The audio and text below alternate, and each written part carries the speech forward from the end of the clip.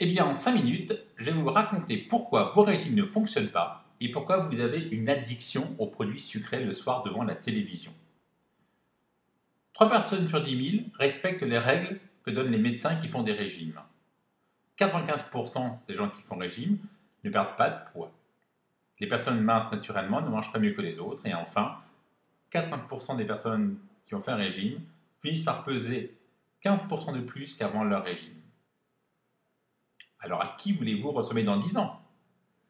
La nourriture est implacable, c'est une drogue, au même titre que l'alcool, le tabac, les médicaments, la fumette. Avec la différence que la nourriture est indispensable et dès la naissance, après la première bouffée d'oxygène, on vous colle dans la bouche un biberon, puis un bonbon. Et tout ça, c'est lié à tout ce qui est fête de famille, cérémonie, anniversaire, Noël. Il y a toujours de la nourriture présente. Donc, il va se créer une véritable addiction, un conditionnement positif, nourriture et plaisir. Donc, quand on a un déplaisir, on va être en manque de nourriture. Et tout ça, on peut l'expliquer, d'autant qu'acheter un carré de chocolat, c'est très simple, il suffit de traverser la rue. Pourquoi grossit-on? Eh bien, parce que les grandes sociétés qui fabriquent l'agroalimentaire nous font beaucoup de produits hyper raffinés, avec trop de glucides, trop de sucre, qui soit saveur sucrée, ou bien les petits gâteaux. Et le corps qui a réussi à passer de l'étage paléolithique à l'agriculture ne peut pas gérer ces farines hyper raffinées. Et tous ces produits font gagner beaucoup d'argent à quelques 7 à 8 grosses firmes d'industrie alimentaire. Et rassurez-vous, tous les jours, ils vous lavent votre cerveau avec de la pub. Tout ce qui est mis en publicité veut dire ne pas acheter. Parlons médecine. La journée est gérée par des rythmes. On a au niveau du cerveau une petite glande qui, par rapport à la Lune, nous donne des fonctions. Par exemple, on dort très profondément à 2 heures du matin, on a froid à 4h30. Le matin, on est vigilant à 10 heures. À 15 heures, on est moins vigilant. Le soir, on a de la température, un peu plus, des hormones. Et tout ça grâce à 4 neuromédiateurs qu'on va étudier rapidement. Ceux du matin s'appellent dopamine et noradrénaline.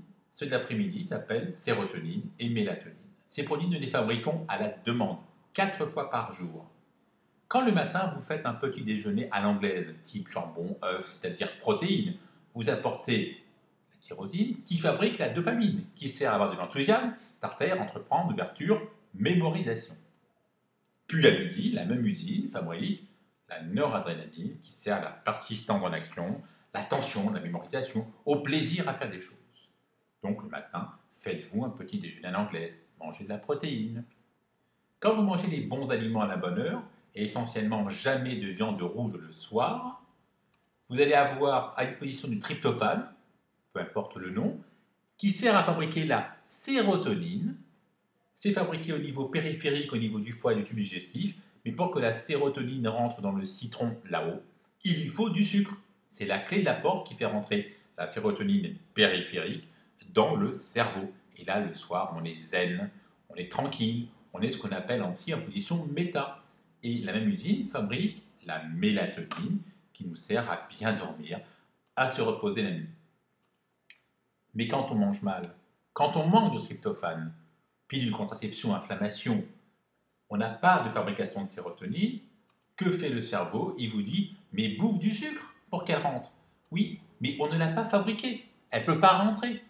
Et puis on dort mal, car pas de tryptophane, pas de sérotonine, pas de mélatonine. Conclusion, qu'allez-vous faire? Eh bien, vous allez consommer les bons aliments à la bonne heure, ce qu'on appelle la chrononutrition.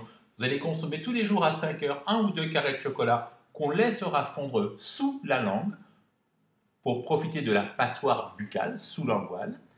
Et donc, on apportera dans le chocolat le précurseur tryptophane, le produit fini sérotonine et transporteur sucre. On peut y associer un petit fruit qu'on pèle et qu'on mange à 5 heures. Ainsi, vous retrouverez votre position méta, votre sérénité et vous dormirez mieux. Voilà comment, grâce à l'aliment, on arrive à avancer et à ne plus être dans les compulsions alimentaires. Il faut donc organiser l'alimentation, ne plus avoir d'interdit et surtout avoir quelque chose de précis. Les régimes, j'en fais jamais au cabinet. Je parle de modification thérapeutique du mode de vie. On va travailler avec un traitement qui ne sera fait que d'aliments. les bons aliments à la bonne heure, les bons achats, les bonnes cuissons, comprendre comment ça fonctionne dans le corps. Quelque chose qui est compris est appliqué, quelque chose qui est imposé sera rejeté. On va gérer le repas maison, on va gérer le repas famille, et surtout, je vous ferai de la motivation. Je suis coach, et de ce fait, mon travail, c'est de vous apprendre, mais de vous amener vers votre objectif résultat qu'on va définir ensemble. Ce sont toutes ces briques de Lego qui font la santé, la vitalité et la minceur.